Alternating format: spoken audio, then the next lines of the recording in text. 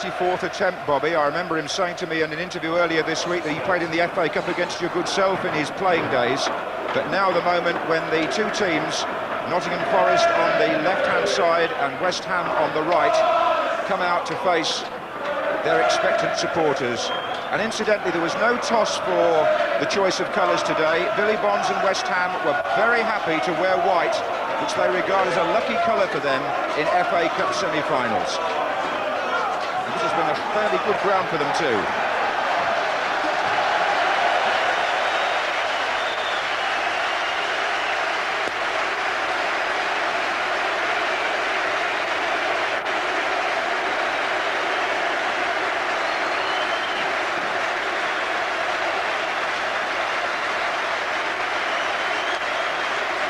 Stadium bathed in sunshine, and what a lovely day it is, semi-final day, isn't it? A real highlight of the season, and we've had already splendid entertainment in the south. I wonder what awaits us here in the Midlands.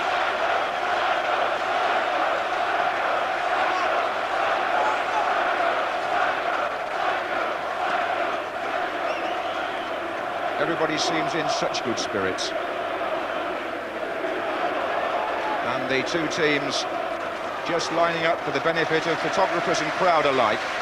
And when they break, we'll check on the lineups, and we'll start with Nottingham Forest because their team news did raise a few eyebrows. Gary Parker is back at number 6 and Gary Crosby returns at number 7, no surprises there. But at number 10 and number 11, the selection of 20-year-old Lee Glover and 23-year-old Ian Wone, in preference to Nigel Jemson and Steve Hodge, not widely anticipated. Jemson is on the bench, but Hodge, with only 90 minutes football in 6 weeks, is not in the 13. And the explanation for the choice of Glover I'll come to later. West Ham United have picked Trevor Morley, wearing number 11, as their only out-and-out striker. Jimmy Quinn on the bench. A lot will depend there on the role of number 8, Stuart Slater. We may well find him wide on the left, and pretty certain to find Kevin Keane in number 10 wide on the right. And don't confuse him, by the way, with Roy Keane of Nottingham Forest, who's wearing number 8 in their lineup. So Tony Gale at number 4 there did pass his fitness test, and Ray Stewart is a substitute. The explanation for the appearance of Lee Glover, who's a player who's had such bad luck with injuries in recent years, still not up to his 21st birthday. He's in because Ronnie Fenton, the Forest assistant manager, tells me they feel he is a more dangerous player against West Ham. It's a choice which is really determined by the opposition. So they're going to hope that Glover and Nigel Clough, with their quicksilver feet, can trouble Foster and Gale at the back for West Ham. It's a tactical choice, really, and as I say, they have got Jemson on the bench in case it doesn't work. Now, as for Ian Wone, this is dreamland for him. He's only played 4 first-team games. It's his first start in an FA Cup tie, and a year ago he was playing for Runcorn. And I was up on the Wirral last weekend at a Sunday League final, and they were telling me up there that he played for Heswall near Birkenhead, and he just can't believe his luck that here he is in an FA Cup semi-final, having only been with Forest this season. But I suppose when you think what's happened to Roy Keane at Nottingham Forest, anything seems possible. And Trevor Morley will feel that perhaps. He's missed 9 games since that domestic stabbing incident threatened to rule him out for the rest of the season, but he's made a rapid recovery, and he's still West Ham's top scorer with 16 goals, and he returned to the side at Brighton on Wednesday. The referee could not be more experienced. It's Keith Hackett from Sheffield.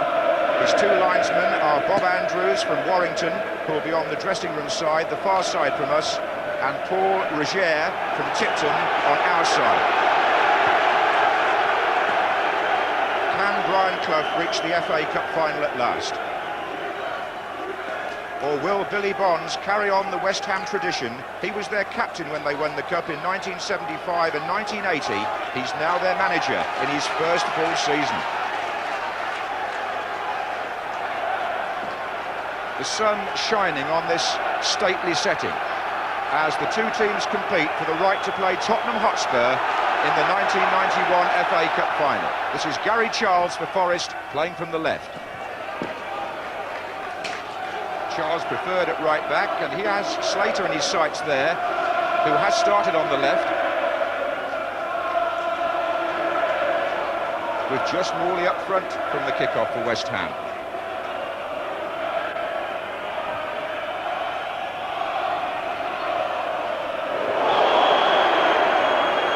There's a foul by Charles.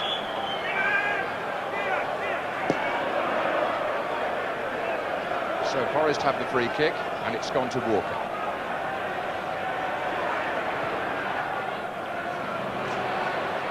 Slater. The captain is Bishop, number 7, and there's a foot up there.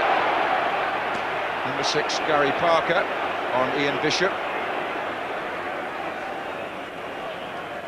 I think it's very important that Mr. Hackett calms things down. A little bit tight at the moment in the middle of the field, and some of these tackles a little dangerous. He's making sure that he stamps on it quite early so the players know what's expected of them. So can the Czech goalkeeper there perform more heroics as he has for so much of the season in the second division?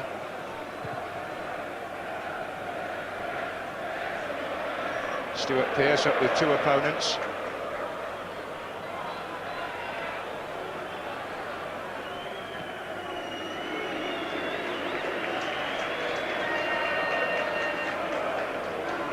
What wind there is here seems to be in West Ham's favour in the first half, so the goalkeeper's kicks may carry on the wind a bit. That certainly went past Chettle. Pearce was covering.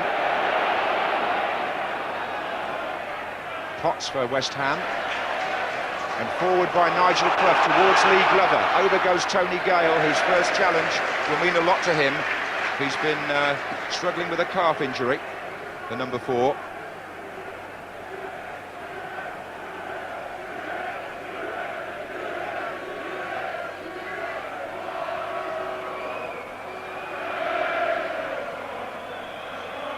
Glover again, and that was Foster, who used to play for Nottingham Forest.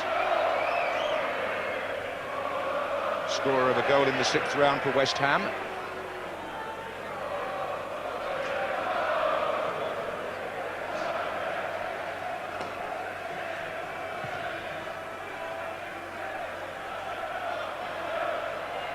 Flags up for a foul by Stuart Pearce.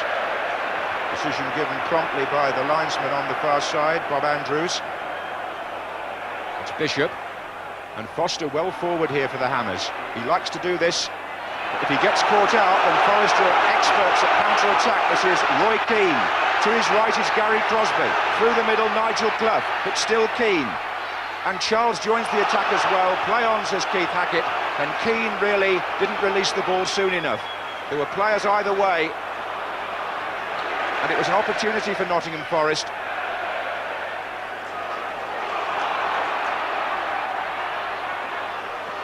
And this time Parker can't control it. Bishop. That was Martin Allen wearing number 9 for West Ham.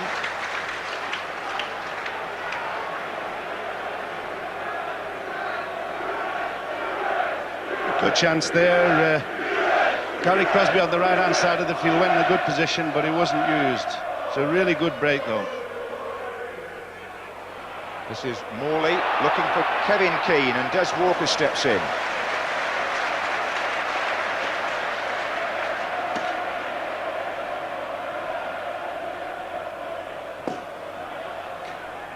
Parker for Forest. Charles. Balloons on the pitch, reflecting the festive occasion we've got here. Let's hope there's a match to go with it.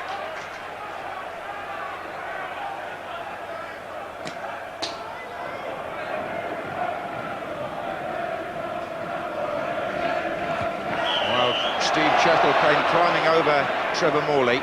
Free kick to West Ham. Number 6 there with the ball, Chris Hughton, who played for Tottenham in 3 FA Cup finals. He was thrilled with this morning, or the result early this afternoon, from the first match.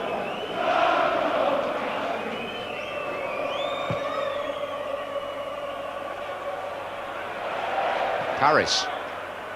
And that's Wone, who's entitled to feel a bit nervous, I would think. But he's got a good left foot.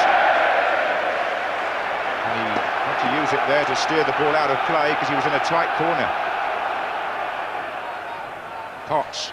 Here's Bishop. 5 minutes gone.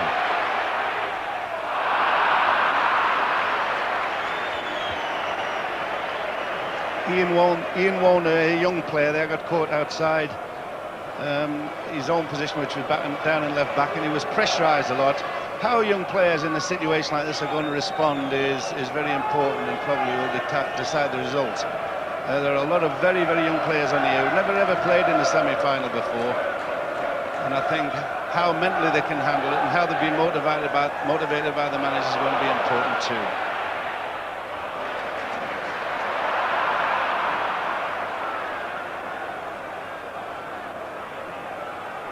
Here's Bishop, the West Ham captain, already heavily involved. This is Allen. Big day for the Allen family too. His cousin Paul helped Spurs reach the final in the first match today. Here's Gale, looking for Kevin Keane. Paris, number 3, but playing in midfield. Roan to Glover. Potts.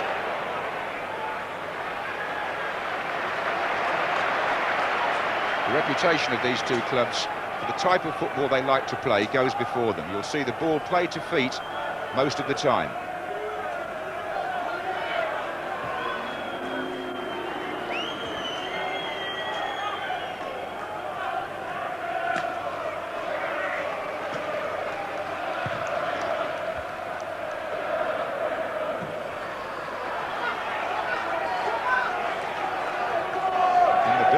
West Ham's league form has been rather more consistent than that of Nottingham Forest, but what does that matter on semi-final day? It's so much a one-off occasion, as was proved at Wembley.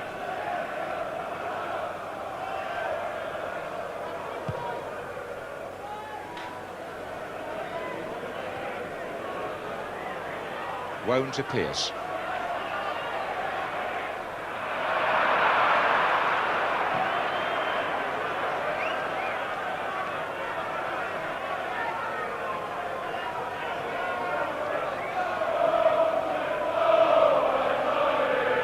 Already hear the strains of I'm Forever Blowing Bubbles coming from the West Ham section. As Pearce takes the free kick into Nigel Clough. Parker running on well. It is Gary Parker. Nearly ran for Keane. Parker!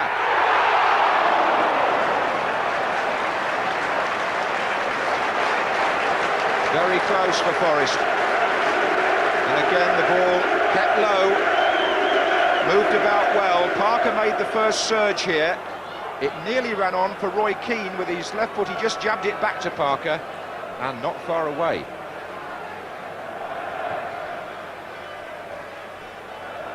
Chettle with a firm header to Clough. Play on, says Keith Hackett, a referee who likes to let the game flow. Forward by Potts. Morley. Offside. Martin Allen.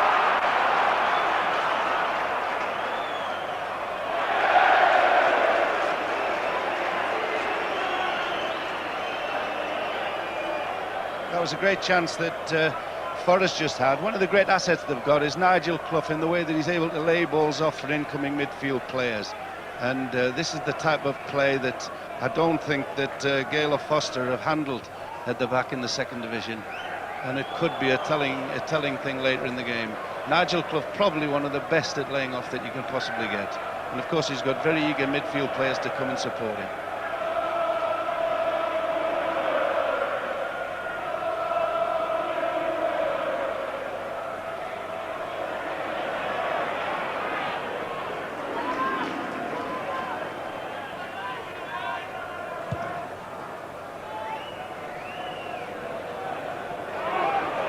There's Clough. This is Roy Keane to Charles. It's Crosby on the wing. Forest will be pleased to see him back to fitness. And, missed his little burst down that side. Keane goes in there. Wone coming in. And Nigel Clough challenging.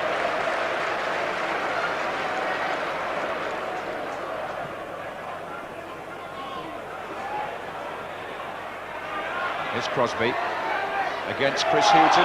Obstruction. You'd imagine Forest want Crosby to have a run at Chris Hughton whenever he gets the ball to his feet. He was blocked off there. This is Parker. Gale. Allen. Morley. Potts. We've been playing 10 minutes at Villa Park. No score.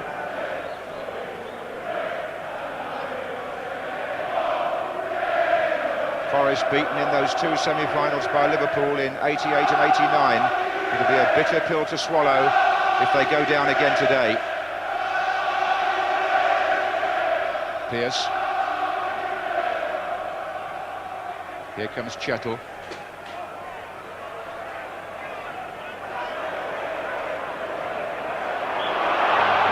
Free kick given.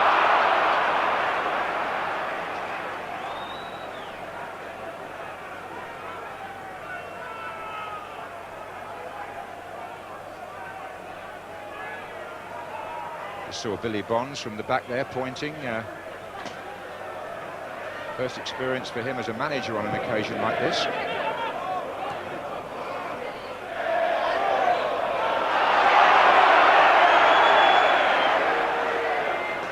His team had spent a season in the second division playing the usual West Ham brand of first division football in terms of style. Here's Slater. Parker. This is Glover.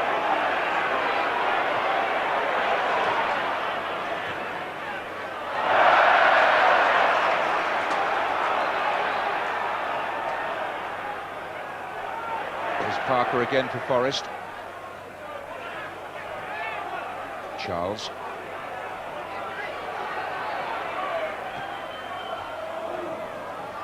Slater. Morley. Roy Keane. Walker.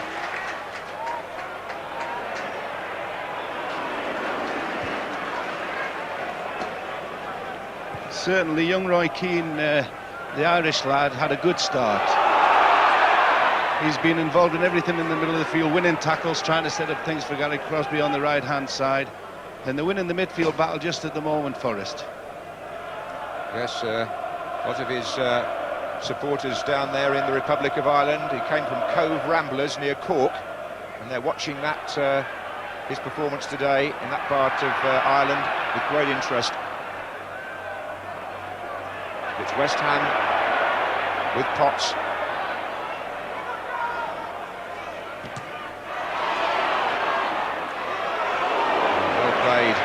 By Tony Gale. Harris. Bishop. Trying to get Kevin Keane in on the far side. Pearce. Roan. Nice back heel.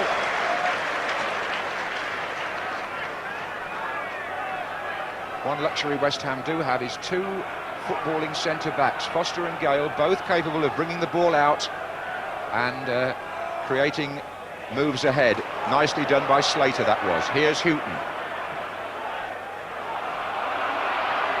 Slater again. Harris. Slater.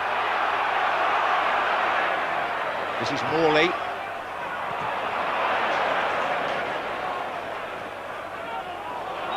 Following up for Forest, Gary Parker.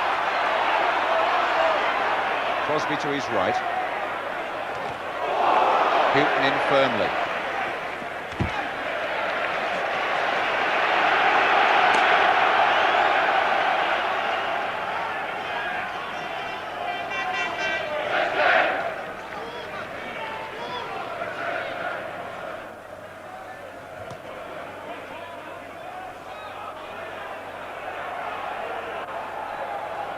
There's something delightfully unpredictable about this semi-final, because as Bobby Charlton says, so many of the players have not been in this sort of match before. There's one of them, Roy Keane, and here's Glover for Forest. And Foster finally stabs it away for West Ham. Here's Bishop.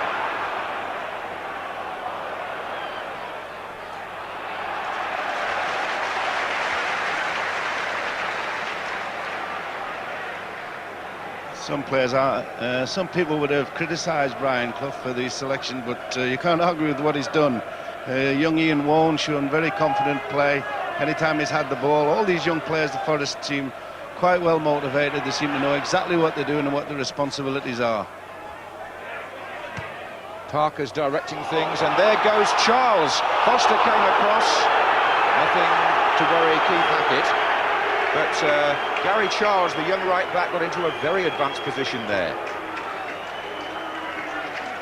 He was 21 years old yesterday, Gary Charles, so what better way to celebrate than to be playing in an FA Cup semi-final. He got right into the heart of the attack there.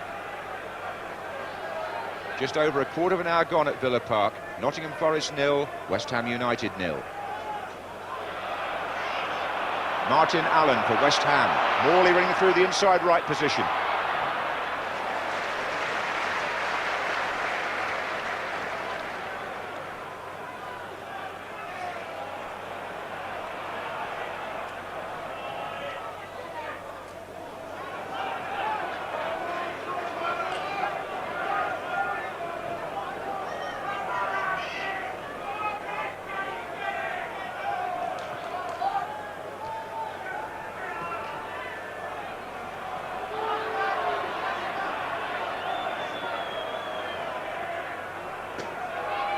Forest will let West Ham come onto them. They are past masters at the counter-attack, as we saw in some of their earlier FA Cup ties.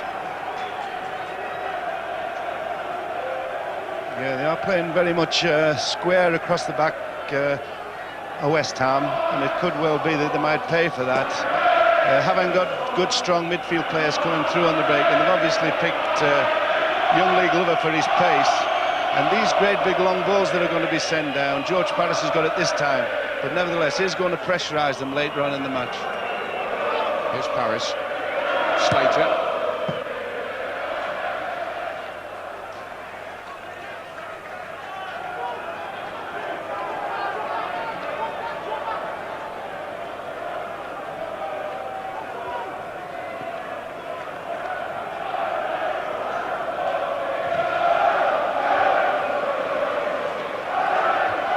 Comes off the head of Tony Gale.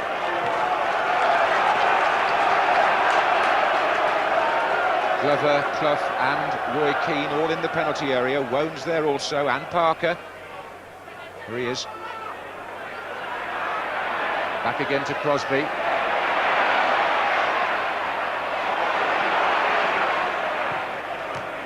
This is Charles.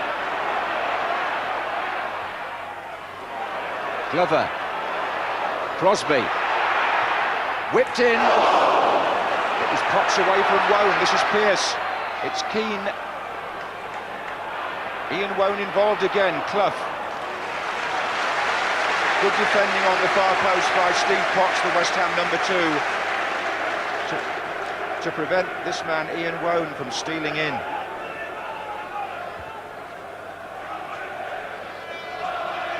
That's the first time we've had a chance of seeing Stuart Pearce up in this half of the field too. Obviously feels a bit more comfortable about things so that he can get himself forward. That was his header. It was Parker's pass and it's Glover in pursuit, but Gale is there.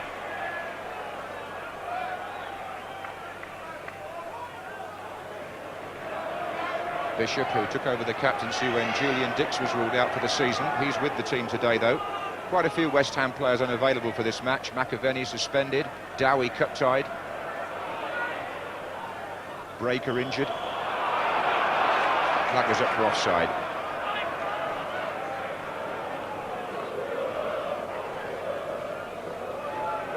George Paris, what they would say in the trade, has a good engine. He's been up and down trying to support his forward players, also coming back to supplement his defenders. A good strong runner. Not afraid to put his foot in when he needs to either. But it's nicely poised just yet. Really, if you have to go any odds, you would have to give it towards Forest at the moment. They've just been a little bit more progressive, a bit more positive in going forward. Here's Woan.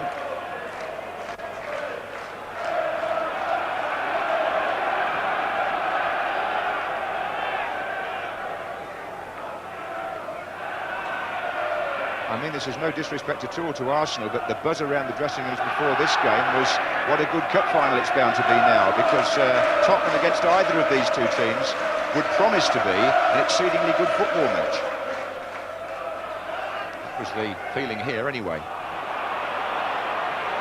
This is Crosby. And to his right is Roy Keane.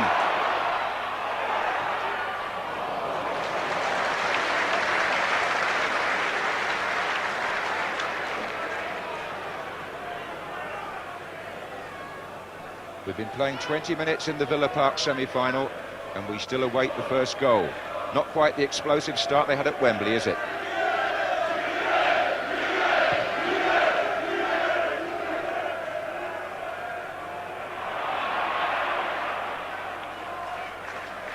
Mind you, there are one or two players out there who can take a handy free kick, should one come along.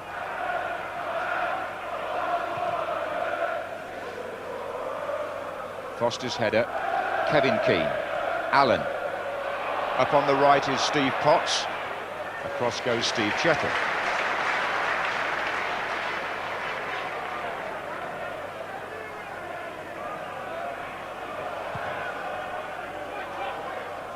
Slater. Oh, mistake in the Forest defence, and Morley, he checked back to find Martin Allen.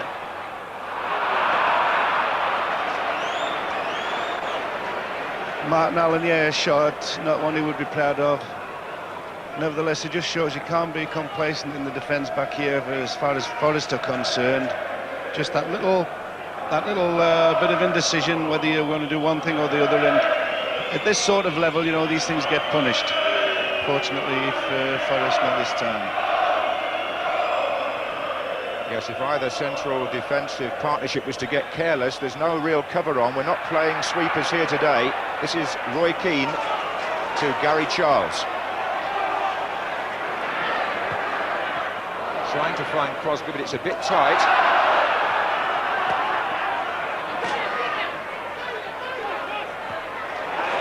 This is Parker. Nigel Clough in the middle. Bishop, well brought down. He was kicked at really there by Lee Glover. Free kick. Keith Hackett says keep the feet down.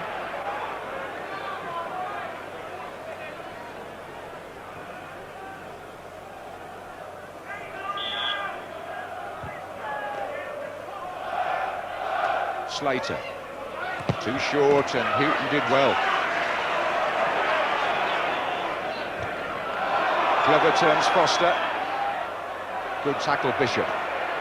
But he was fouled by Glover.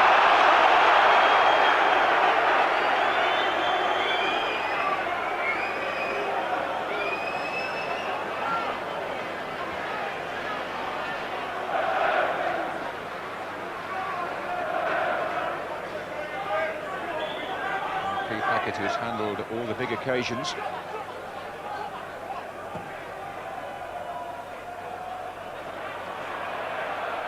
Oh, it was short, and Morley got a foot in where Chettle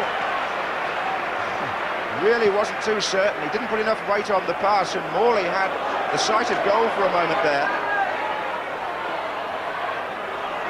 And he jabbed it into the body of Crossley.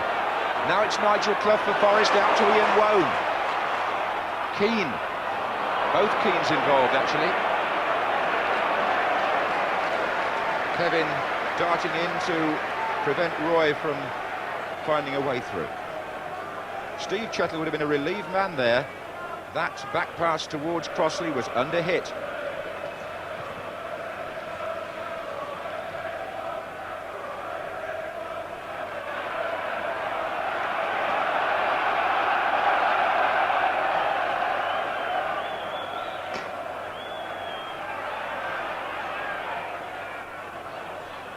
This is Gale. Across to Houghton.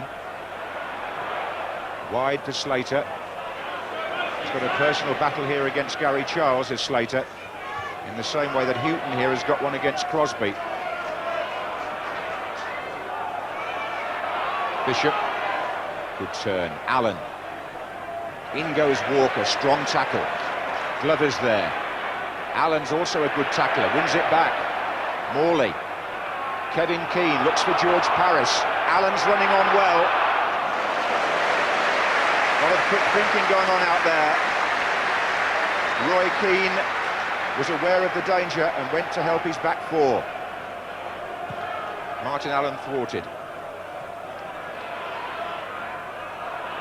Wone. Clough. There's not very much space around. As yet the forward players unable to break away. Foster. It's Kevin Keane.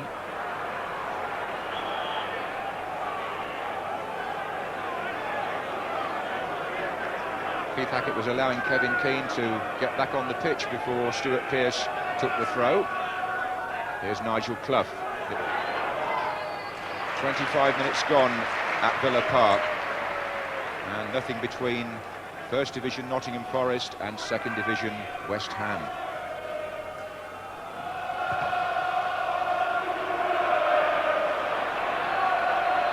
Morley battling with Chettle. Still Morley. Kevin Keane. Slater's in the middle. That was Gary Charles' header out. George Paris coming in. Play on, says Keith Hackett. This is Steve Potts for West Ham. Good challenge by Ian Wone for Forest, but Potts wins it back. And here comes Charles away from Slater. And now Gary Crosby for Forest up against Tony Gale. And Crosby had the pace. And Gale bumped him down. Keith Hackett goes straight to his pocket. It's, what, 22, 23 yards out, the challenge. Crosby was away from Gale, and Gale came in, and it's red. It's the cynical foul on the player in the goal-scoring opportunity. Tony Gale has been sent off the pitch in the FA Cup semi-final. What a sensation. Keith Hackett says that's the way the law is, you've got to go. And I'm not so sure that there won't be controversy about that decision. Bobby Charlton is shaking his head. Here's what happened. Did he push him? Did he bump him? Did he pull him back by the shirt? Well, he certainly went over. And West Ham United have been reduced to 10 men, and Tony Gale is sent off in the FA Cup semi-final. We'll debate that after the free kick, Bobby Charlton, because Forest have got an opportunity here. Parker has lined the ball up, Pearce is there, so is Nigel Clough, and West Ham, for obvious reasons, are rocking.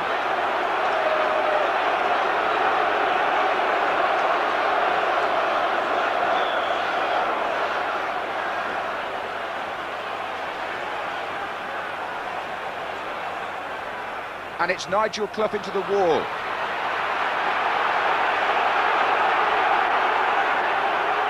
Walker. Keith Hackett went to his pocket the instant that collision happened. Here's Pearce. That's another free kick. And West Ham now have got to keep their composure. They could hardly have expected that to happen. After what, 27 minutes, they're down to 10 men. And a shock sending off for Tony Gale. There's a spectator on the pitch, having to be ushered away. And tempers are rising here.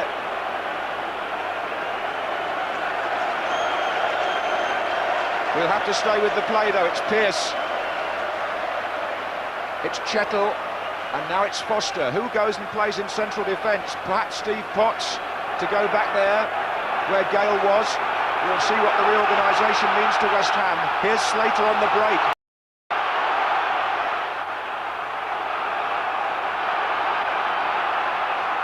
And Slater again. And it's wide to Martin Allen. And West Ham force a corner. Well, talk about up against it. They're going to have to play nearly three-quarters of this FA Cup semi-final, a man short. And with teams like Nottingham Forest and West Ham, I think the last thing we expected today was a sending off. There was one the last time West Ham played here in the semi-final, strangely, against Everton. Brian Kidd was ordered off that day for something rather more violent, I remember. There was a bit of fisticuffs that day. But for the moment, It's a corner to West Ham. To be taken by Kevin Keane. Allen. And Foster's there. And Paris is there. Great save, Crossley. Away by Roy Keane. Kevin Keane. Slater for West Ham. Fell over his own feet initially. And George Paris hit one there that looked to be on its way. But on their way now, Forest with Parker. Crosby. And it's Gary Parker. Keane goes to the right. West Ham funnel back.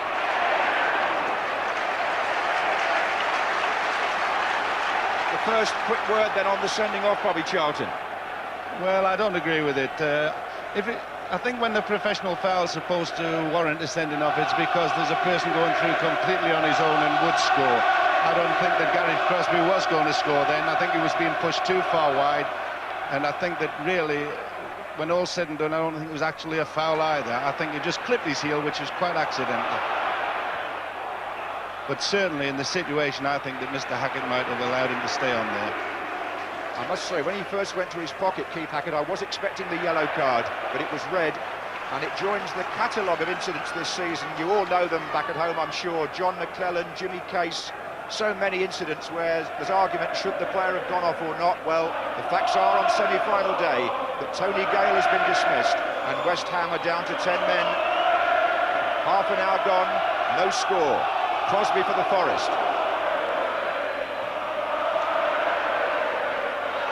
And again, still Crosby. Tackle was by Potts, who, as I thought, seems to have gone into central defence. I think George Paris will have to play right back for the time being. And that means West Ham will be a little lighter in midfield. More work for Bishop, who was cut off there by Charles.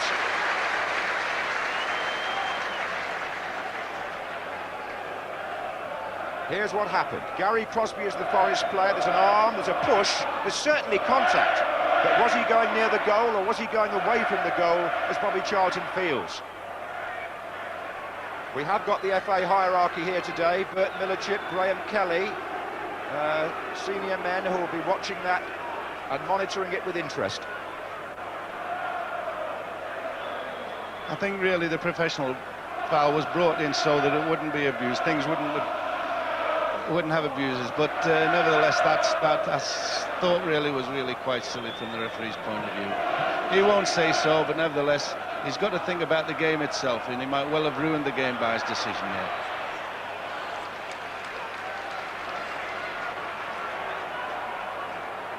Well, it's been said in the past, I suppose, that matches are sometimes partially spoiled by sendings off. One remembers the Holland-West Germany game in the World Cup, but at the same time, if the referee feels that's the law, then he does what he thinks fit. He can't subscribe to the entertainment angle all the time.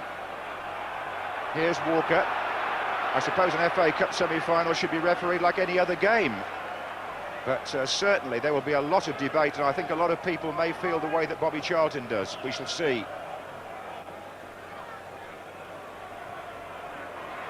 Paris.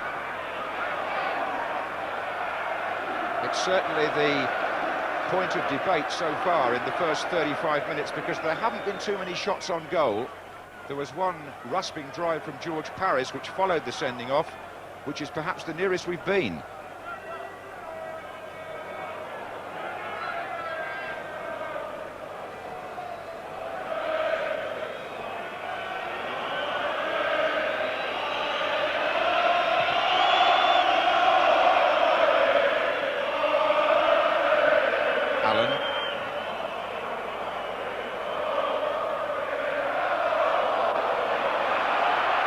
Slater so nimble. Roy Keane seemed to bring him down, but play goes on. This is Nigel Clough, and Roy Keane now in the attack for Forest. Parker. This is Gary Charles. Oh, space for Nigel Clough. And Glover, I think Nigel Clough was trying to find Charles with that pass. Here's Morley. Free kick to West Ham. Of course, West Ham already without Frank McAvenny today due to a sending off and a subsequent suspension. Here's Chris Hughton.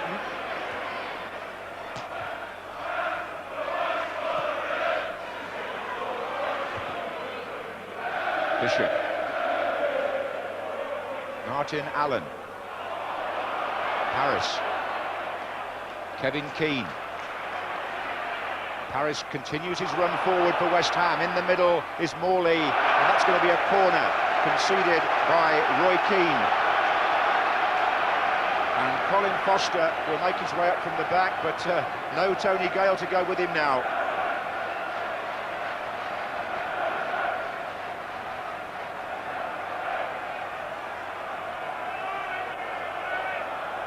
Kevin Keane to flight the corner in.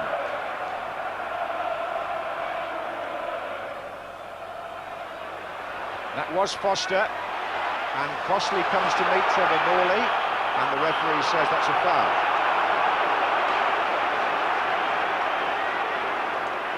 Well, West Ham down to 10 men now. They've reshuffled a few players around, but really it's had more of an effect on their attitude. They seem to be more positive, want to go forward now and take a few chances. Of course, the longer the game goes on, you know, the more that they will feel this.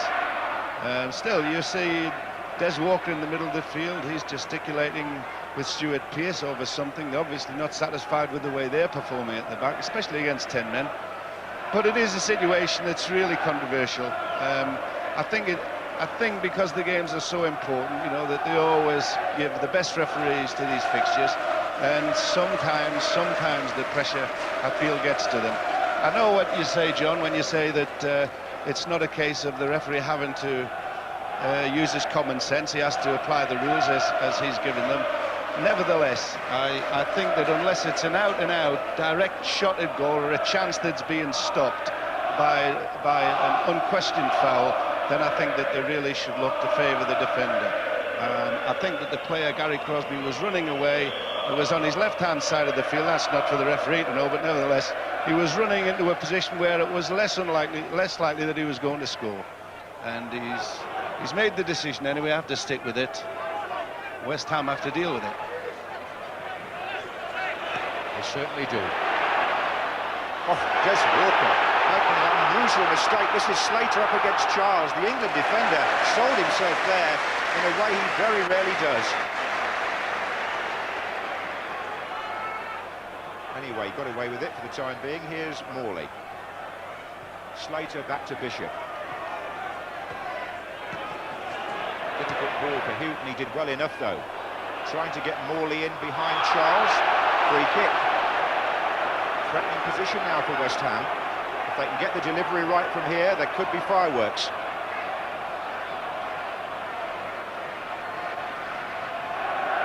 Bishop can usually pinpoint these.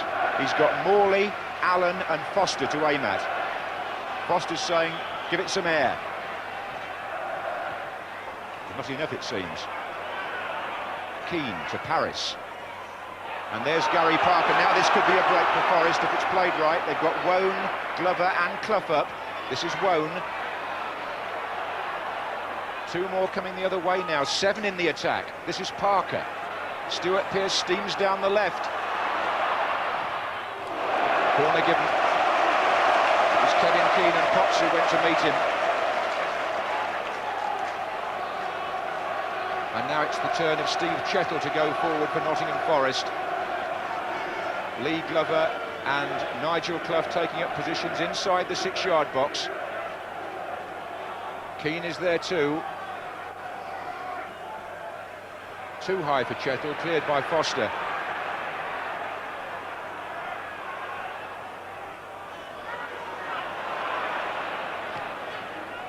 Crosby. Well, so far, Forest have been unable to make the extra man tell. Slater, nice skill. Kevin Keane, to his right, Martin Allen. And the ball comes off Pearce, but the advantage is West Ham's. Referee Hackett right to let play go.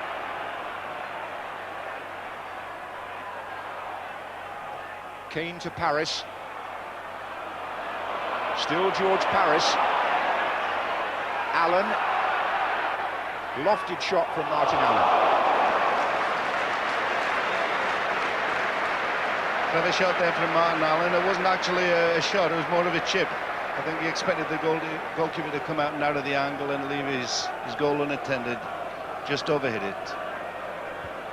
For anybody who's joined the match late, we've had one sensation here at Villa Park, and I think that word can be used for what happened. Tony Gale sent off after 25 minutes for the cynical offence when a player was going towards goal. Or certainly past the last defender, let's put it that way for the time being. Here's Crosby. Roy Keane.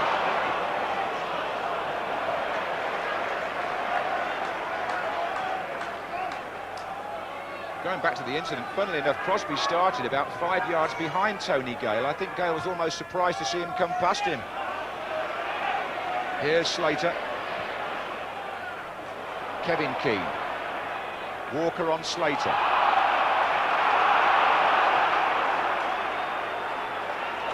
Nice pass by Nigel Clough to Roy Keane. Crosby. Oh, that's not really where Parker wanted it, but he got it out to Pearce. This is Wone. 5 minutes left in the first half. No score. Clough for Nottingham Forest. Pearce runs on. But the final ball really applies to both sides. Has not been delivered perfectly up to now. No, Nigel Clough won't be pleased with that one. Stuart Pearce ran about 50 yards to get to it and expected a little bit better service than that. But some of it has been a little untidy when it got near the box. And it's where you need that little bit of extra flair that good midfield players can come into their own. At the moment, West Ham seem to want to be trying to settle the game down a little bit. They see that it's getting near half-time, so they're not going to try anything desperate and make any silly mistakes while they've only got 10 men and the manager can have a talk about it at half-time. But it really has changed the whole course of this match. Certainly West Ham are trying that a little bit harder, trying to make up for the spare man. Forest, it seems to have affected them worse. They seem to be less positive. They probably think that they've got a little bit more time yet, John.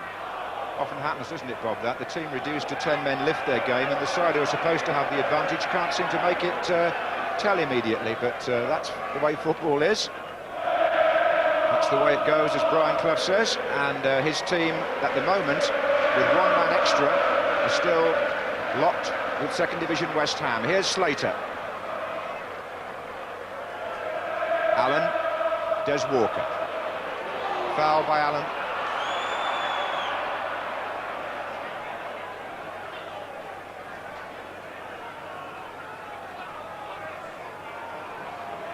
This is Charles. And Roy Keane. It's a bit jittery, the football, I feel. They haven't quite settled down to play the passing game for which both teams are noted. The surface may have something to do with that in the centre of the pitch, where it has cut up a bit. It's a bit rutted there. But the tension of the occasion and what's happened with Tony Gale may have contributed to the rather untidy shape of the game. But here's Crosby.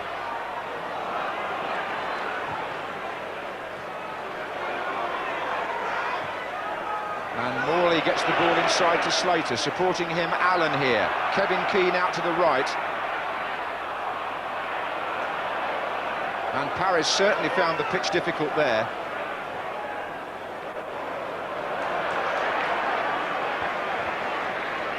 Yeah, the pitch in the middle of the field is just cutting up slightly. It seems a bit dead. They seem to have the ball doesn't seem to bounce very much on it, and they seem to be struggling to get control. Out on the sides of the field, though, the pitch is reasonably good. There should be no excuse for bad passing there, really.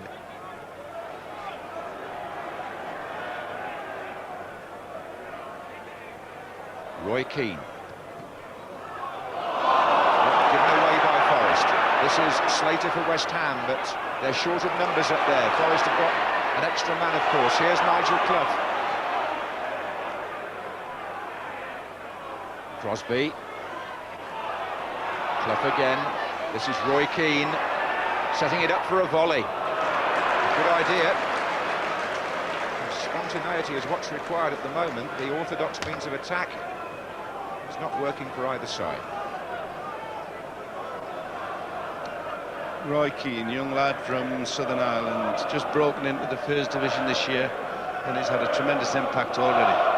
Actually, I find he's the most effective player that Forest have at the moment, both defensively and offensively. I also feel that possibly if they are going to score, he's one of the most likely. Very young, fresh, eager, enthusiastic young player. Yes, he got the winner in the 6th round at Norwich and has had quite an impact this season.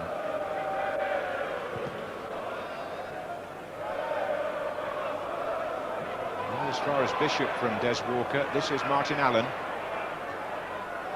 Paris now in the right back role after the reshuffle. Kevin Keane. They'll miss him a bit in midfield, George Paris, but that's meant for Morley. Walker goes across.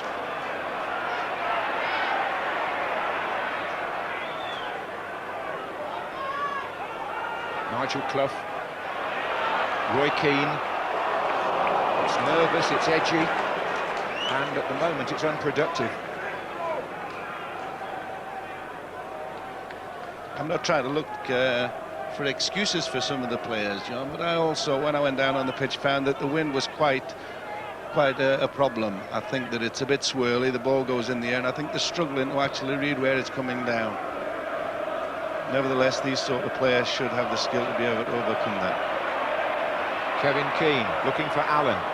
Walker goes across, Allen tumbles, no foul. But Kevin Keane blocks the clearance from Walker, who tries again. There isn't much thread to the game at the moment, and I think it is a bit unfair perhaps to expect these players to produce on this surface what Tottenham and Arsenal achieved at Wembley. We're into stoppage time at the end of the first half, and this is Bishop for West Ham. Sliding it out to George Paris. Morley comes to the near post, Walker's header clear. Then a cool piece of play from the man Bobby Charlton was talking about, 19-year-old Roy Keane. Paris will take the throw for West Ham. Slater's in there. And at that moment, Keith Hackett signals for half-time, and he is the man at the centre of the incident that will be talked about most in the interval, both in our studio, around the ground, and I would think at home too. Keith Hackett, who earlier in the season refereed the Manchester United-Arsenal match, which caused such a furore when he didn't send anybody off, and the clubs were docked points for the brawl. Well, today, on a very prestigious FA occasion, he took one look at that incident and he whipped out the red card to dismiss Tony Gale. I've said to his men, because here they come. I think to try and get the extra man, to keep the width and try and pass the ball, because what Ray said is right, that they haven't passed the ball since they had a sending off. And I think he'll have been glad when they whistle when Will Bryan. Don't you, Ray? Yeah, they've got to pass the ball. If they pass the ball, the chances must come. He's got Jemison and sitting on the bench itching to get on. And if he actually gets on, he's good in the penalty area, and who knows? Well, Tottenham Hotspur are already at Wembley on May the 18th. Will it be West Ham United who are coming out here, or Nottingham Forest who are already out on the pitch? Let's go back to Bobby Charlton and John Watson. Thank you very much, Bob. Just a reminder of the substitutes. Forest have, as you say, Nigel Jemison on the bench with Brian Laws, and West Ham have Jimmy Quinn and Ray Stewart. Do you see any change in the tactics, Bobby Charlton, in the second half? No, I don't. I think that they'll maybe just keep George Paris at the right-hand side here and do without a man up front. I think that because they've never given any clear-cut opportunities for the Forest forwards, I think that they'll probably hope that they can do that for the next 45 minutes and hopefully go for a draw. I think that will be shown more as it goes nearer to the end of the game. Usually second division sides, we find, don't usually play at the same pace right throughout the season as do the first division, and whenever we see these sort of confrontations, it's usually late on in the match that the second division sides cave in. But I think eventually they'll be forced to go back, and I don't know whether they'll be able to hold it.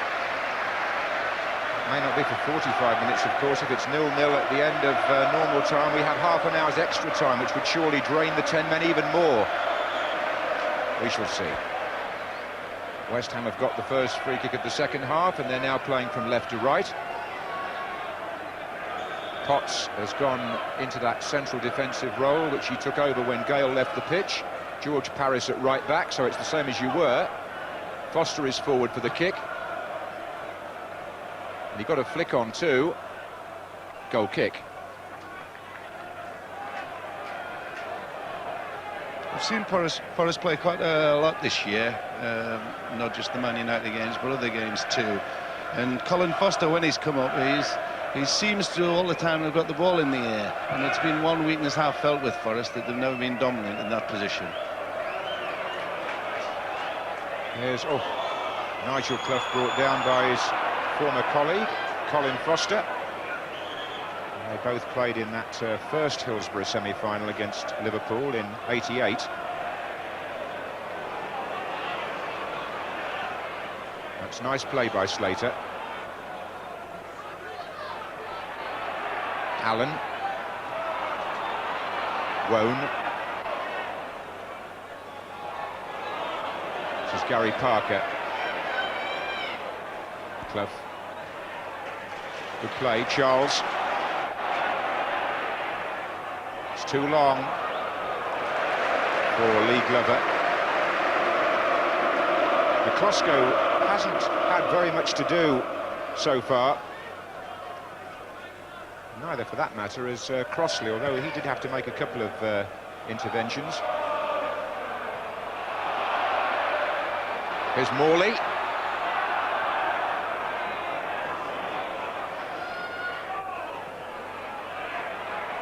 Wone.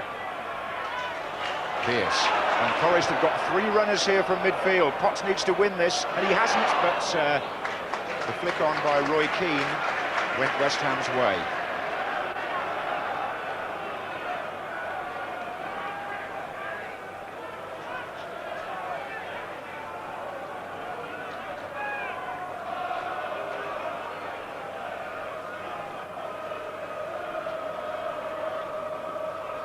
Forest are going to try and go through that middle if they possibly can. Young Steve Potts, who is a right back, he's gone into the central position and doesn't have the same sort of pace of authority as he could be able to get away with if he was playing at right back.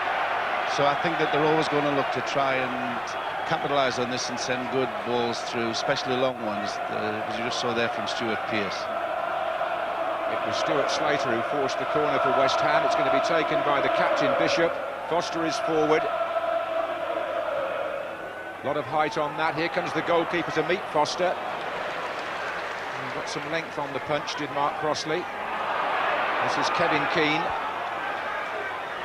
Forward by Chris Hughton.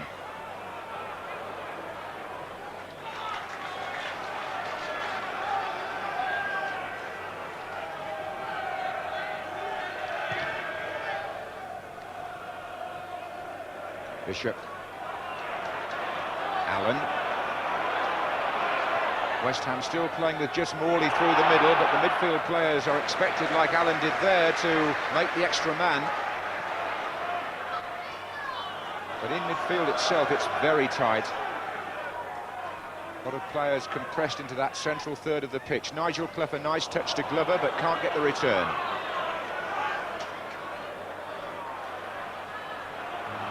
Slater.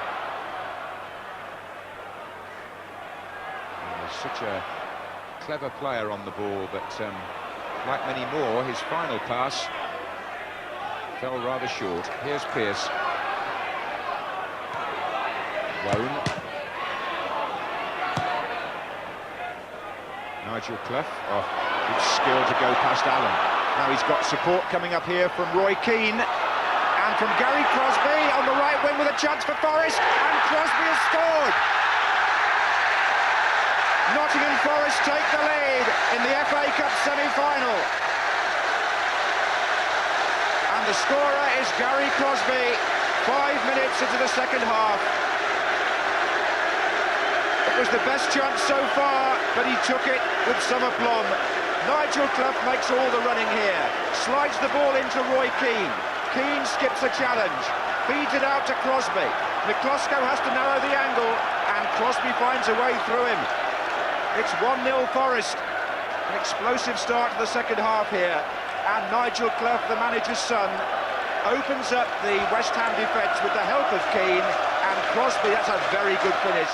Low down by the goalkeeper's right hand. Well taken, Bobby Charlton. Yes, problems now for West Ham, I'm afraid.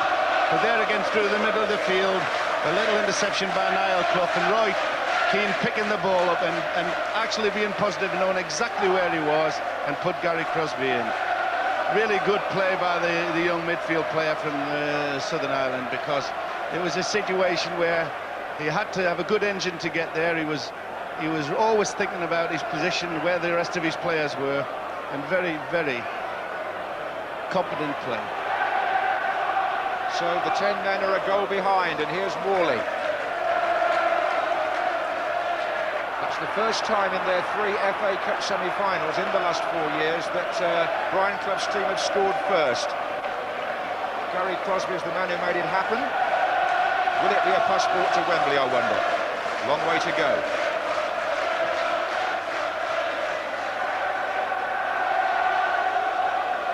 Nigel Clough again, this time Parker is the runner.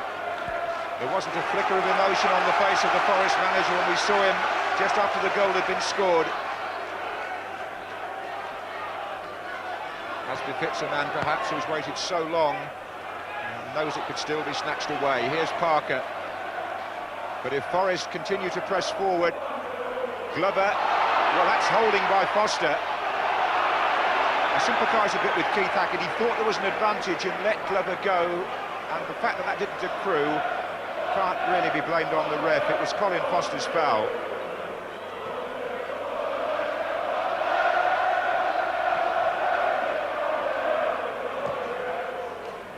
Glover. There's a bit of movement up there now. Nigel Clough again. This is Wone. Good running by Roy Keane. The ball went just behind him, and Bishop snapped it up. It was a classic Forest break, that, when they come from the middle of the field with reinforcements and move the ball about well. Crosby making the extra man on the outside and tucking it away, I have to say, very deftly indeed.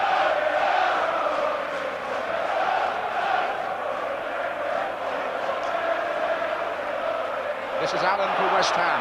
Can they come back? Houghton. Paris. Good strong run by George Paris. He's found Slater. That's dangerous. Oh, he's at the post! Stuart Slater so close. The second time they've hit the post, West Ham. And I don't think there was a deflection then. Slater cut inside. No, that was a genuine effort going into the near corner, caught the post. So, a corner. Bishop to take it.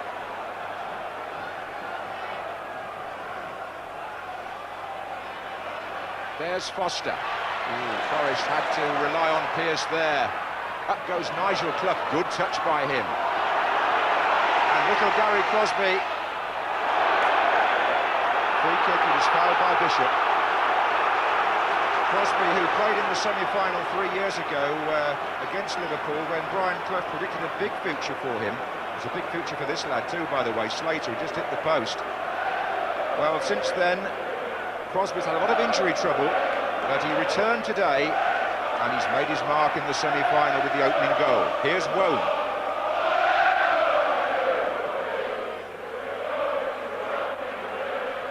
Wone again, and Nigel Clough, not one of his better passes, but he's lying in that position just behind the others, and West Ham are not picking him up at the moment. Forward by Walker.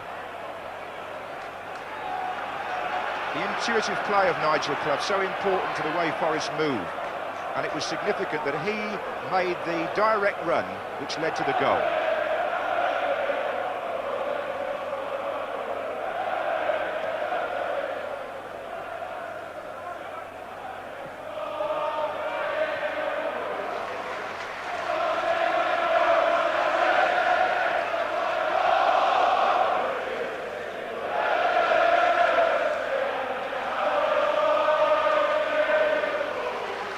Forest now wasting a little bit of time, trying to lure West Ham in.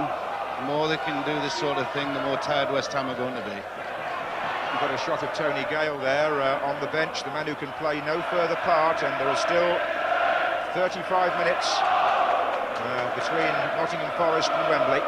This is Pearce. Paris. Glover. Free kick to West Ham.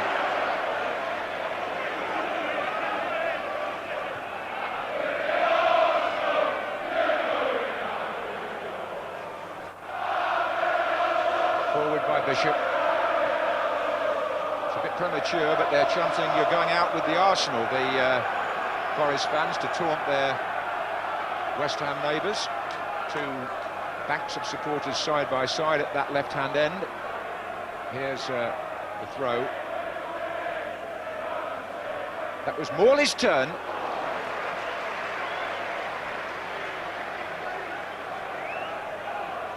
West Ham will have a bit left yet, I fancy, even though they are down to 10.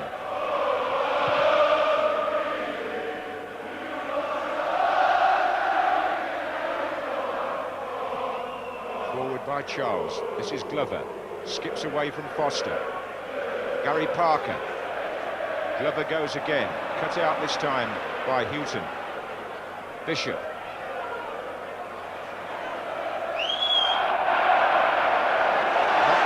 Intended, and it gives Nottingham Forest a corner.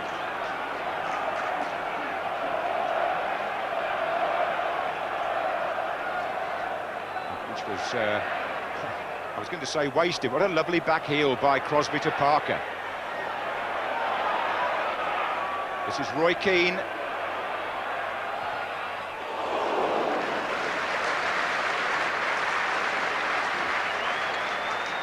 Yes, West Ham still have to keep going forward. I mean, Stuart Slater there, when he hit the post, just shows that if they can get the ball up there quick enough, they've got the players that can find something. And also, I have noticed that, certainly until the score, that Forest look a little laboured physically. I thought in the middle of the field, which, well, Nigel Cove always seems as though he's a short of breath. Doesn't seem to run around a lot, but lets other players feed off him. And that's what happened when he scored the goal. But nevertheless, West Ham still have to play this game. They're still in it. As long as it's one goal, then Forest still have to be careful and they can't go forward too quickly. These great big kicks from the goalkeeper up isn't going to help West Ham defenders very much. And it will drain them eventually, I feel. Here's Allen in that difficult part of the pitch in the centre, so having to dig the ball out there. This is Paris. Pearce gets a foot in against Kevin Keane. Then he gets it back from Wone. Just wonder whether Billy Bonds at some stage, if it stays 1-0, will be tempted to use Jimmy Quinn. West Ham do have the added striker on the bench. Could change the system. Perhaps he'll give it a few minutes, wait and see.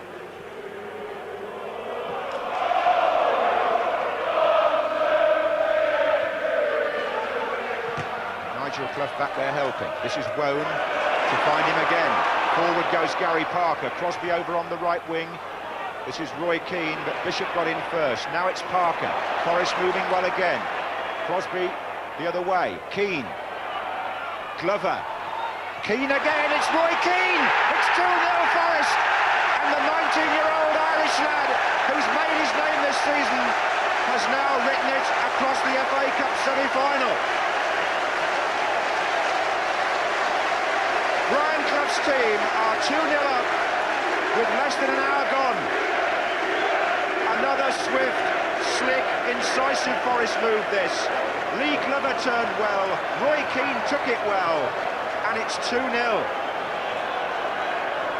Great play by Lee Glover here. Could have took the shot himself, but let Roy Keane in. Just as Potts got his challenge in, Bobby, wasn't it? Just got to touch his shot in before the tackle came in. Well taken. Yes, Brian Clough still not smiling.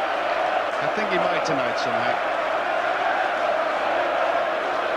Well, it's his 34th attempt at the FA Cup as a player or a manager. He's tired of that statistic, so I won't mention it again until the end if Forest is still winning. But they're in a wonderful position, 2-0 up, and the Hammers down to 10 men. This is Kevin Keane. Now Bishop. And Nigel Clough's contribution in the first quarter of an hour of this second half, highly significant. At the very beginning of that move that led to the second goal, he was involved again.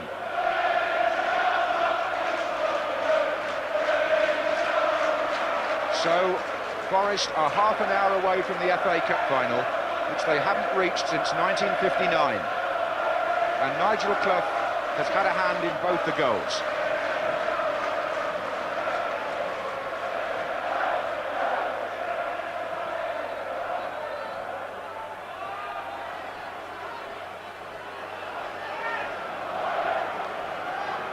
Well, it's going to be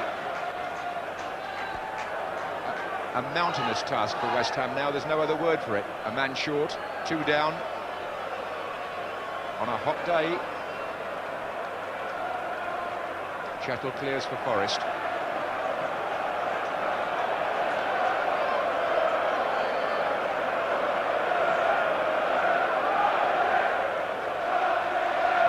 think it was Ray Wilkins who was saying that Brian Clough would have been exhorting his team in that half-time break to go out and make the extra man tell, and goodness me, the first quarter of an hour of the second half reflects that, with Roy Keane snapping up the second goal off the back of the opener from Gary Crosby.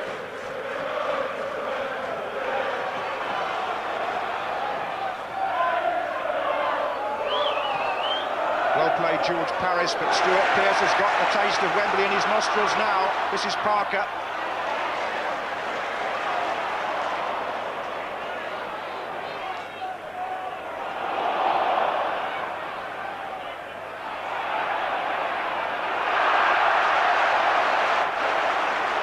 Free kick to Forest, it's going their way.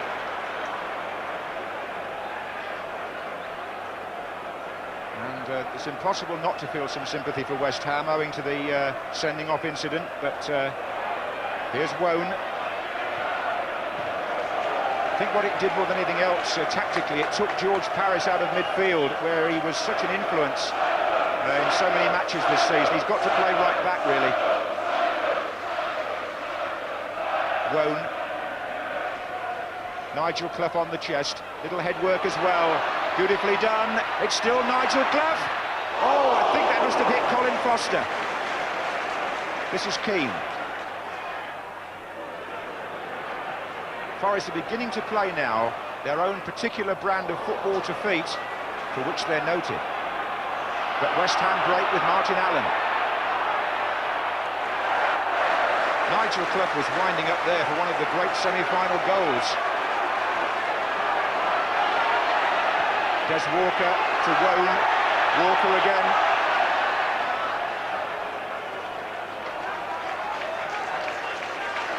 Well, great skill by Nigel Clough there. A nice, here we have the last goal.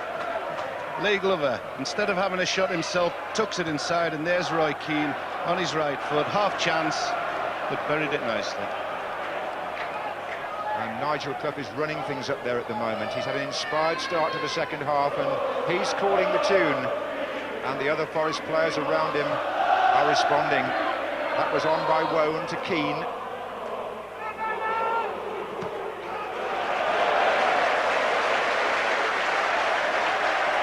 I think you're right, John, when you said about George Paris being pushed into right back. He actually was marking young Roy Keane in the middle of the field, and now you see Roy Keane going forward at every opportunity, and of course it puts terrible pressure on the defenders. It was a foul by Steve Chettle on Trevor Morley. Well, it would be one of the great semi-final comebacks if West Ham can dig their way out of this.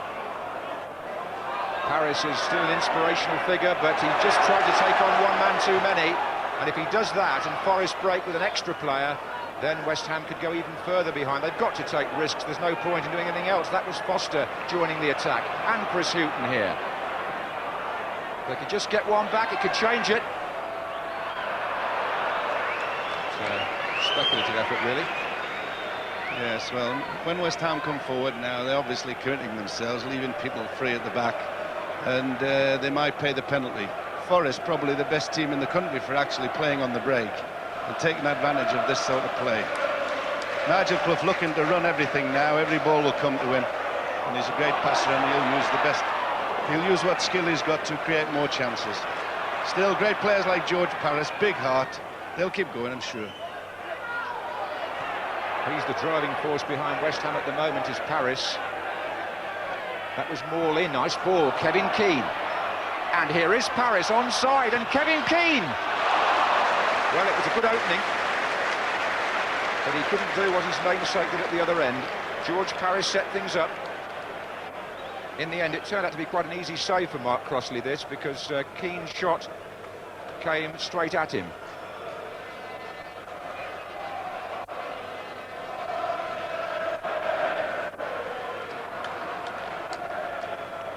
We've been playing 20 minutes in the second half. Nottingham Forest 2, West Ham United 0. Lee Glover working away there.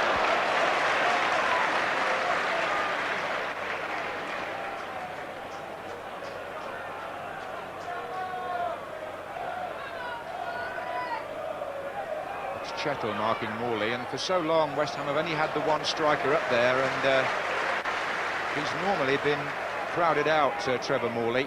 This is Stuart Pearce. And good running by Gary Parker from midfield. He'll go to Wone first. Pearce has continued his run down the left. This is Parker. And now Gary Charles moves up from right back. Forest have got 6 men forward. Roy Keane. Parker again, into Clough.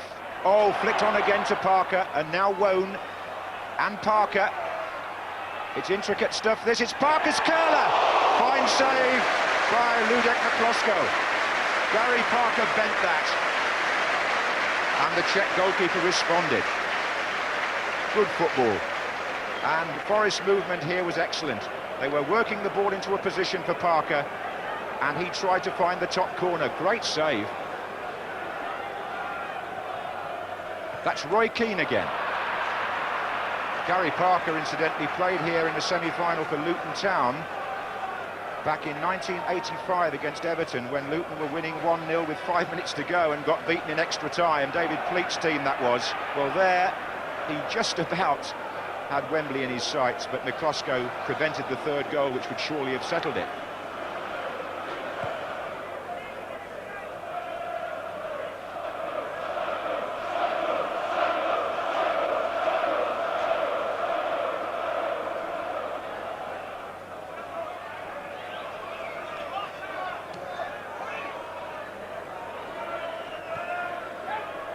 This is Kevin Keane for West Ham.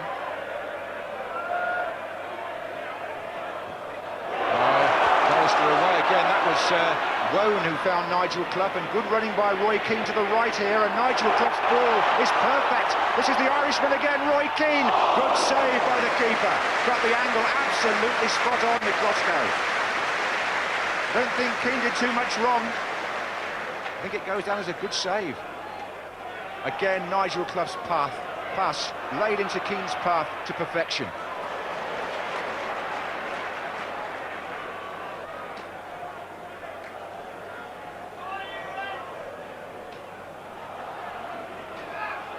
Don't suppose there are many people that turn on at a time like this. You've probably been with us most of the day, the football fans at home, but if anybody did get delayed over the afternoon, Nottingham Forest leading by 2-0. Gary Crosby on 50 minutes, Roy Keane on 59, and the most significant first half incident, the sending off of West Ham's Tony Gale after 25 minutes for a pullback foul on Gary Crosby. Hotly debated. Here's Paris, and the goalkeeper in charge of that.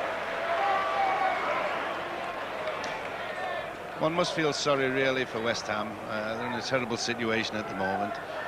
But to get something from it, they have to stick together. They don't want to be strung out. They don't want to give unnecessary passes away. And try to keep together still. You might get something out of it, but it's a difficult thing that they've got to do. It's obvious from Nottingham Forest point of view that they're going to enjoy this next 20-25 minutes. Everyone's looking for the ball, they're supporting one another. Puts a lot of pressure on the defenders at West Ham. And this lad who's got the ball now, Nigel Clough, will play a big part. This is Crosby. Good support again in the middle here. Still Gary Crosby going all the way until Colin Foster took him out. There's almost a tendency now for Forest to over-elaborate because they have got different alternatives when they move forward towards that West Ham penalty area, which is what Chettle is doing now for the corner. Crosby to swing it in, or even go short to Parker.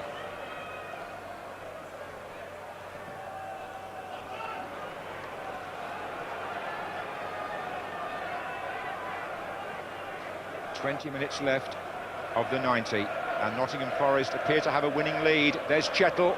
Oh, over the head of Foster, it's Nigel Clough, and it's Stuart Pearce! And the skipper's got the third! Surely Nottingham Forest are at Wembley now. Surely the long wait is over for Brian Clough in the FA Cup. And surely no more inspirational figure to clinch it for him than his captain Stuart Pearce. A bad mistake by Colin Foster. He ducked underneath the bouncing ball, really. Clough couldn't finish it, but Stuart Pearce with his right foot, shall we mention there, certainly did. It's 3-0 and Pearce in off the post. All over now, John, I'm afraid. They have been enjoying themselves this last 10-15 minutes, Forest, playing good football. And of course, they're getting a bit more dejected now, West Ham at the back. And a lot of indecision there by Colin Foster, which resulted in the goal. Stuart Pearce with his right foot, that's unusual in itself. Nevertheless, I suppose he feels in the situation he can try anything. Well, the referee even gave Forest a helping foot there, didn't he? Everything's going their way. This is Roy Keane. They've got 5 players up against 4 defenders. This could get almost embarrassing unless West Ham are careful. Well, not like that it won't, because Parker's wasted it. But going back to Stuart Pearce, Bobby, that's his 12th goal of the season from left-back, and none of them have been penalties. What a contribution. Yes, marvellous. He's a great player. And it would be great to see him at Wembley, which I've no doubt we will now. But for a defender to score all those goals is really special. I know he has got takes great free kicks and penalty kicks, but nevertheless, to get that number of goals from out just ordinary players, absolutely brilliant. We're very pleased at our club, but Steve Bruce has done the same. It must be something that defenders are thinking about these days, going forward into situations they maybe didn't before. But they're certainly getting the rewards this season. I think it's because they haven't got so many forwards to mark, you know, Bobby. There's a bit more freedom for them. But certainly Pearce and, as you say, Bruce have put in a handy tally this year. And you don't ever quite know where Pearce is coming from. It's not just from corners and free kicks he gets up there. It's an open play as well.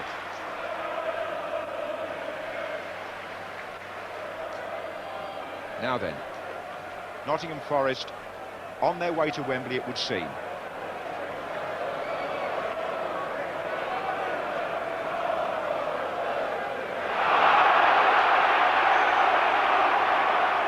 Well, I think that might be a booking. The crowd on the far side reacted to the tackle, and Roy Keane, I don't think there's any real need actually to do that in that part of the field, but the yellow card is shown to a young man who's had quite an afternoon. And now there's going to be a substitution by West Ham, and the man coming off is Trevor Morley, just come back into action following that stabbing injury, and the replacement is the Ireland international, Northern Ireland, Jimmy Quinn. Well, he came off the bench to score the winner against Crewe in the 5th round. He needs to do rather better than that today if he's going to rescue West Ham. They're 3-0 down, and the second half has belonged to the red shirts of Nottingham Forest. Des Walker.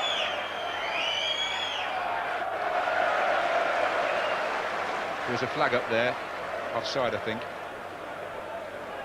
Well, he's a happy young man, isn't he? Might be starting to think about whether he can get a ticket for May the 18th. And I suppose I probably am permitted to mention it now with only about a quarter of an hour to go, but it's looking very much like Tottenham versus Nottingham Forest. And I would have thought on paper that would be a cup final to savour. However, strange things have happened, and this is Martin Allen. Flags up. Kevin Keane's offside.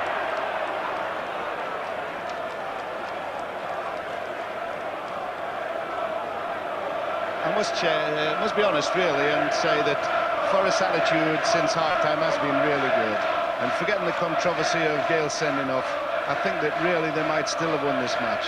Generally speaking, they've been superior in the passing, the running off the ball, and everything they seem to have done has been intelligent. I think they probably would have won the match anyway. Nevertheless, you'll never tell that to a West Ham fan, I've no doubt. But I think, like you say, John, it'll be a good cup final. Nottingham Forest and Tottenham Hotspur. Good players, skillful players, two teams renowned for playing good football. I'm not taking anything away from West Ham. I hope the terrible thing, as far as Forest were concerned, if they were to prove me wrong. Well, the West Ham supporters are doing their best to keep their team's morale high. It's a great sight to see them full of enthusiasm even when their team are 3-0 down, but it's the Forest Brigade who look as if they're going to Wembley.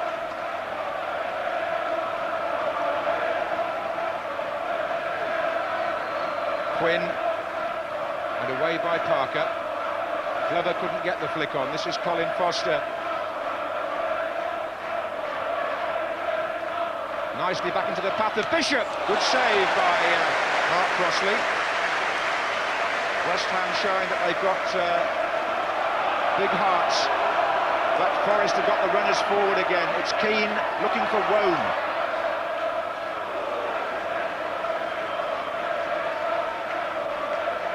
Well, for Ian Wone, what an experience. First time he's ever started an FA Cup tie, a year out of non-league, and he looks as though he's helping his team to Wembley. Here's Crosby. Clough just inside him. Nigel Clough. Play on.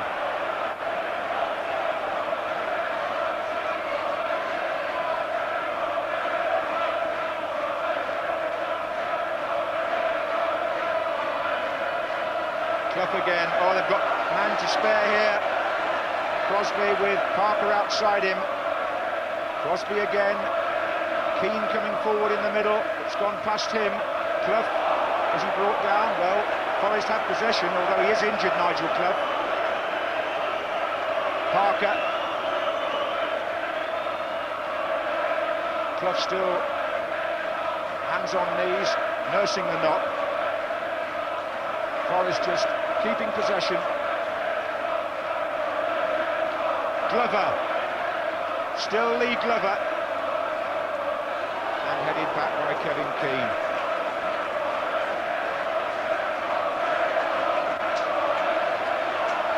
No flag.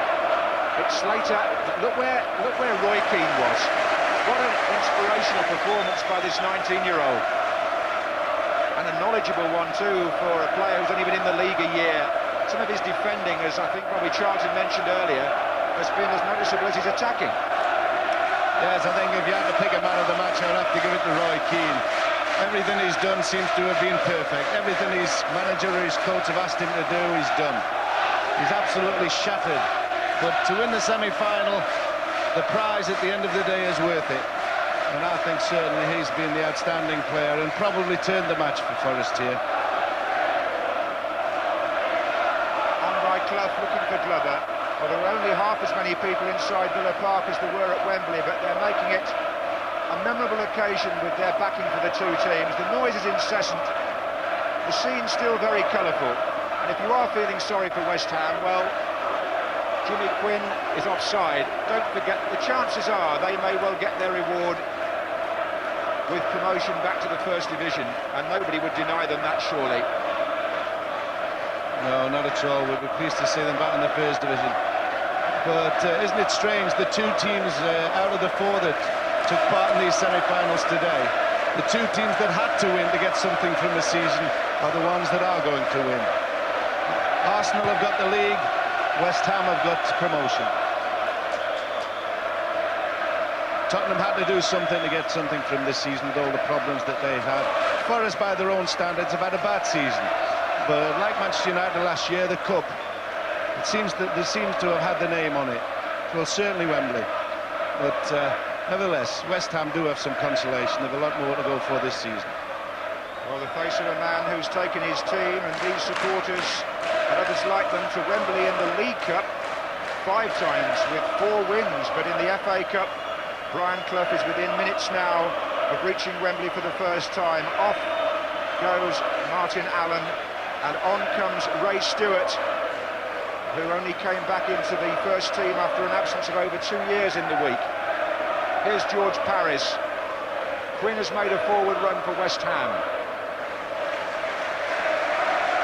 So Brian Clough's team selection, ignoring the claims of Jensen and to an extent Hodge, seems to have paid off. But there's some competition for places now before Wembley, I can tell you. This is Wone and Glover, the 2 recent additions to the team.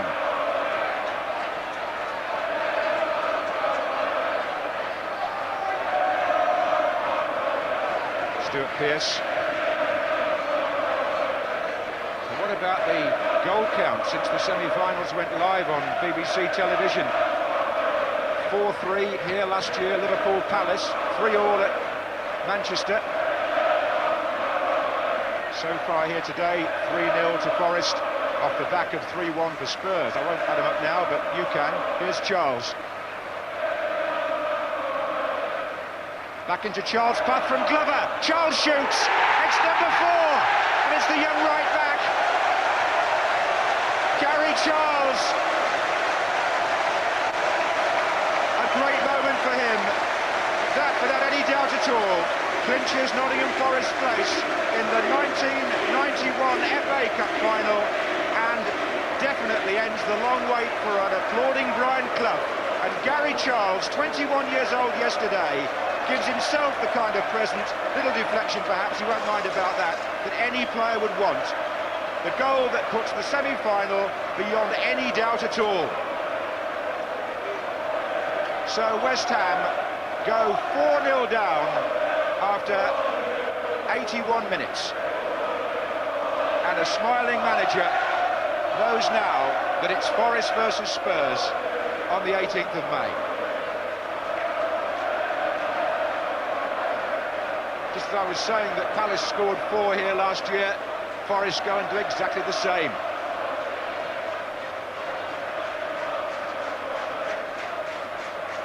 Slater for West Ham. And again.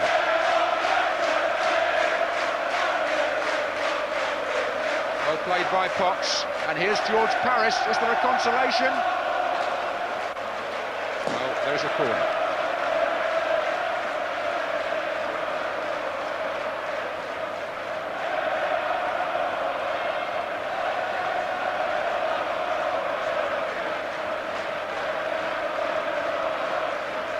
Eight minutes to go.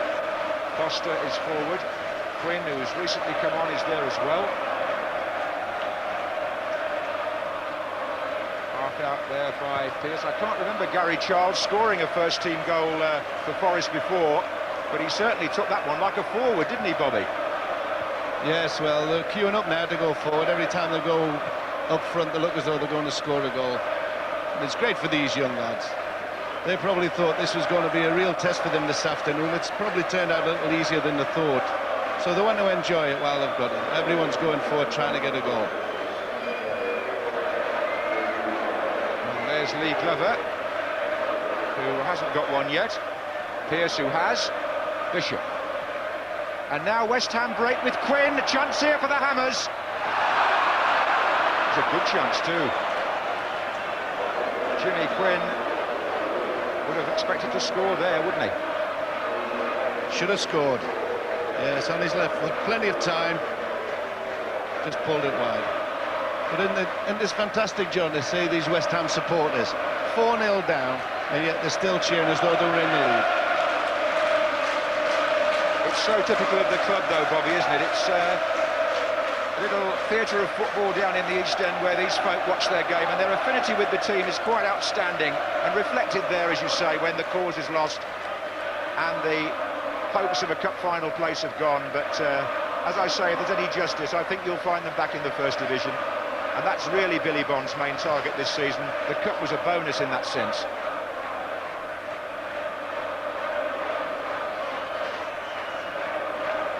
There's Walker. But if we're talking about teams who play football the right way, the same has to be said of Nottingham Forest, the winners today. Very rarely do you see them resorting to anything underhand, not usually in trouble with referees. A simple, straightforward, passing style of play on the ground, and that should make for a good day at Wembley. Just under 6 minutes away they are now. Although obviously the match today will be clouded slightly by the sending off in the first half of Tony Gale, and although I don't particularly want to dwell on that, you have to remind yourself that it was a turning point.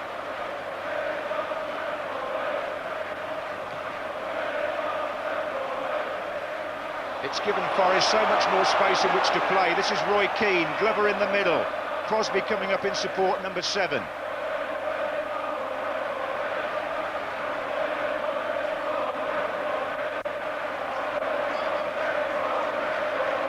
Well, we shan't be needing extra time today, not in either semi-final. 2 clear-cut victories, and Forest moving forward looking for number 5. Well, often a team can relax and freewheel a bit in a semi-final, but they're so much in charge now. That's a foul by Ray Stewart on Stuart Pearce.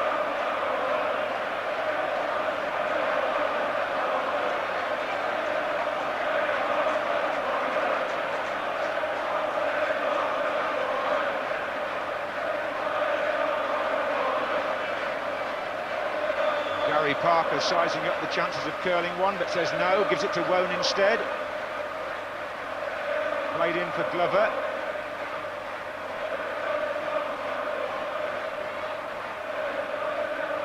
And again.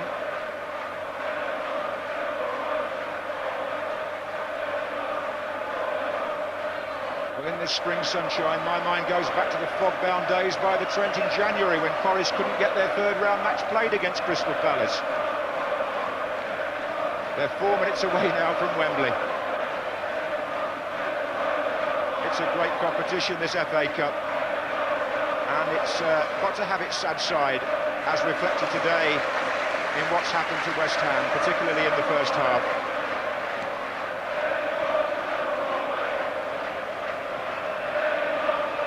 Chettle with Quinn. Then Charles gets involved. Oh, good ball by Quinn. It's Kevin Keane for West Ham. He's away from the goalkeeper. Chips it. George Paris stretching. Couldn't get the contact he needed. But all credit to West Ham. They've had a real go, Bobby, really, in the last 5 minutes. Yeah, epitomised by that man there. Billy Bond's always the type that wanted to do everything he could. 100% player. George Paris, he's so tired he couldn't actually get the height to put the ball in the back of the net. But brilliant. Off goes Roy Keane. What a day he's had. And into the action, I'm sure that's a deliberate ploy by Brian Clough to give Brian Laws, a good, solid, experienced pro, a taste of the semi-final. And, well, they'll remember Roy Keane for his first year in league football, and he's going to finish it, it would seem, in the FA Cup final at Wembley. Also strikes me that both the Forest fullbacks have scored. That can't happen very often in a semi-final. Pearce and Charles. But then again, there's been that sort of freedom. Here's Laws. Crosby. Parker.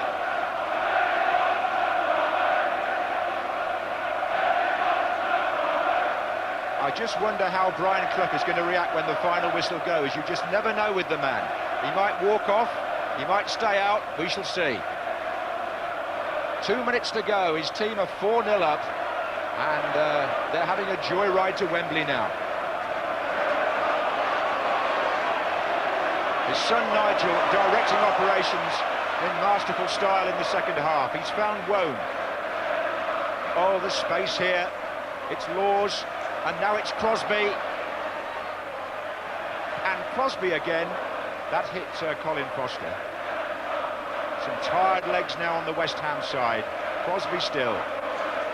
Charles. And it's Pearce. Through by Clough. Tries to find Pearce again.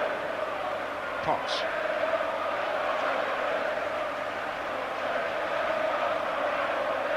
This is Quinn. And Nigel Clough, well, when you're 4 up in the semi-final, your legs want to go on and on. And he made a tackle there, which actually has brought both himself and Jimmy Quinn to the ground. We've just got a minute to go here at Villa Park, and Forest faces reflecting that they are close to something which to their club is extra special. It's 32 years since Nottingham Forest reached the FA Cup final. They beat Luton Town in 1959, and it's about to happen again. The West Ham physio, John Green, is on the pitch, attending to substitute Jimmy Quinn. Well, I'm very pleased for Nottingham Forest. They're a marvellous club. Maurice Roth, the chairman, and all his directors, right through from Brian Clough, right through the boot boy. It's a marvellous club, and they deserve this little place in history. Brian Clough, what can be said? There'll be lots of words written about him between now and the final, and he'll have a lot to say.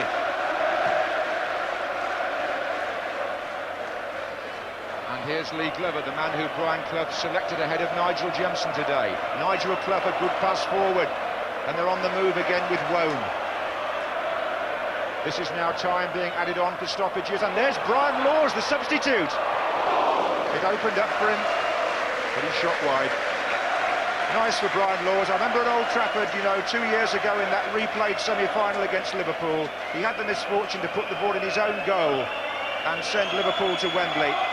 But today, a very different scene for Nottingham Forest. And for those players who've been involved, like Brian Clough, in 2 losing semi-finals in the last 3 years, the tide has turned for them, and surely nobody with a heart in football would begrudge them that. No, he must go down as one of the great managers, Brian Clough. He's running off now.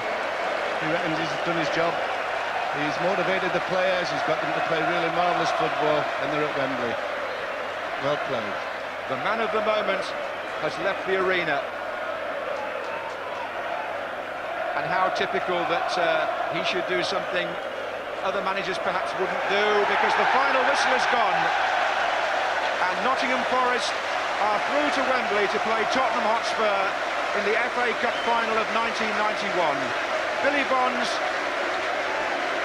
congratulates the opposition.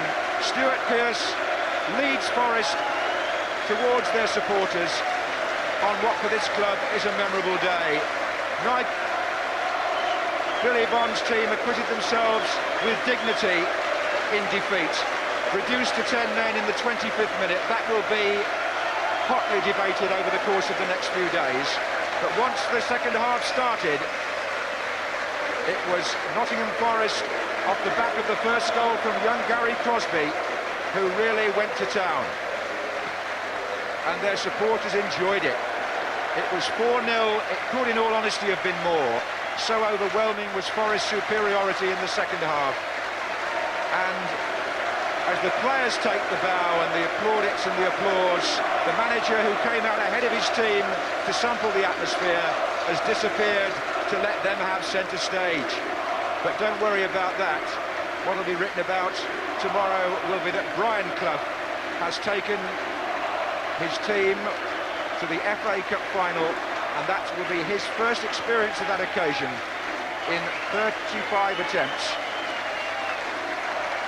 There's the goalkeeper who had one anxious moment. I think it's fair to say George Parris' shot, deflected against the post in the first half, was something of a turning point. But once Crosby had scored, there was no stopping Nottingham Forest. And what a cup final in prospect. You have to lick your lips at the at the possibilities which are thrown up by Nottingham Forest versus Tottenham Hotspur. Two teams who play football the way that their managers would say it was meant to be played, on the floor, through the middle of the field to feet, and let's hope they can live up to the occasion when they meet on May the 18th. For the moment, as Stuart Pearce, the great leader, goes to thank the supporters, the score at Villa Park in the FA Cup semi-final is Nottingham Forest 4, West Ham United 0.